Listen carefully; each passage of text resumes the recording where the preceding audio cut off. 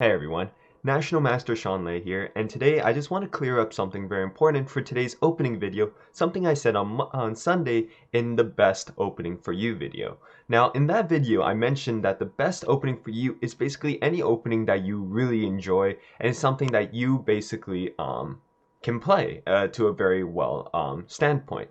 Now, when I said that, I didn't mean that if you're a beginner player, you should just play, any opening you want. For example, there are some openings that are definitely big no-nos, even though they might be viable even at the highest levels. And some of these openings that I talk about is like the Bononi Defense. The Bononi Defense is this opening you play here is black, and it's one of the most complicated openings there are out there. It's when you play c5 here in e6. And even though this is a viable opening, even if you're an intermediate advanced player, this is definitely not an opening you should be playing as a beginner because there's so many different ideas and techniques that kind of go against the rules of chess. So if you're learning this opening, it might actually make your chess understanding go backwards. Now, there's a famous saying by Garry Kasparov that basically sums up as once you get to really know how to play the basics, that's when you can break the rules. And that's how the strongest players are made. They know when to break the rules. However, if you're a beginner player, if you're just breaking rules already without even knowing the rules in the first place, you can develop some really bad habits. For example, in this position, we're not controlling the center. And the reason why is because this is just one of those modern defenses, right? In which we basically control the center in the future. So I don't actually recommend an opening like this. Instead, what are some good openings on the white side and black side? The best openings for a beginner to learn the fundamental basics like attacking the king. No, sorry, not attacking the king. Attacking the center, bringing out the pieces, and castling the king.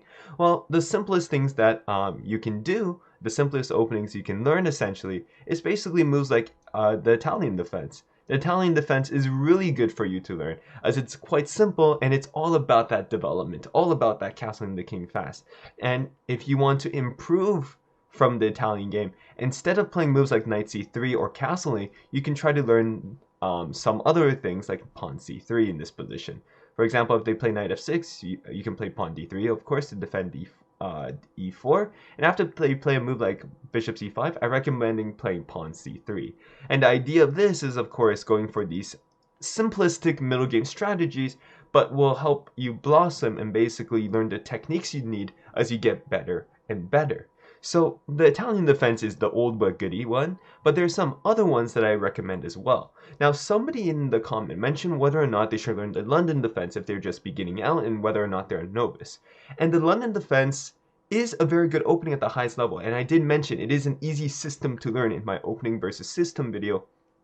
However, it is not the opening you learn if you're just beginning and you're just a newbie. Because again, the fundamentals it teaches you is not good, because you just copy the same thing over and over and over again without any regard about what your opponent is doing. If you're playing any other opening that's not a system, you're going to basically have a bad time because by doing the same thing over and over and over again, you're not practicing the skill of reacting to what your opponent is doing. So that is one of the fundamentals you'll be missing out on. So some openings that I recommend is like, for example, just play the Queen's Gambit.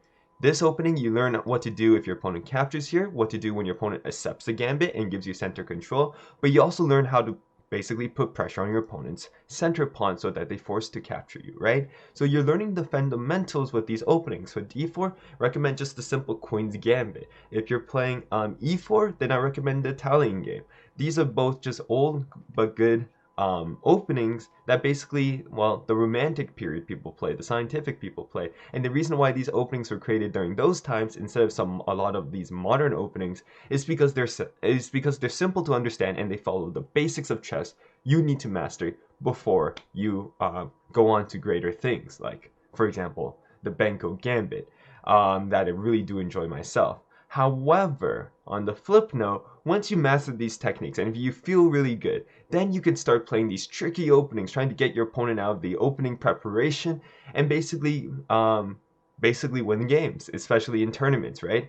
Because the problem with playing these old but good openings is that everybody knows them, right? And since everybody knows them, you won't be able to gain much of an advantage. Now, I know many people who still play these openings up until 2200 and they mastered this fine techniques. And I do recommend if you are able to even beat people at the highest levels using these openings, that means you have a firm understanding of the chess fundamentals, because you're using chess fundamentals to win instead of sneaky tricks in a lot of the openings, or just having your opponent not know what to do. Alright, so that is today's video. I hope you guys enjoyed. No intro today because I thought this was just a very important thing to get out to make sure everybody understood what I meant by the best openings for you. And so you might ask, what rating do I mean that you should start playing these weird openings? Probably around 1500, 1600-ish. Actual rating, that's when people have a firm understanding of what to do, and basically to get to the next level, basically they just need to learn some middle game techniques and basically small tricks, because getting above 1600 I think is the turning point to becoming a good chess player, because 1600, 1700, 1800, they fly by very quickly if you know what you're doing in the middle game. Now before that, learn your opening prep and you'll be fine. If you guys enjoyed today's video, make sure to like and subscribe. We just hit 800 subscribers and I have to thank every single one of you guys for all your kind support. I'll be seeing you guys in the next video.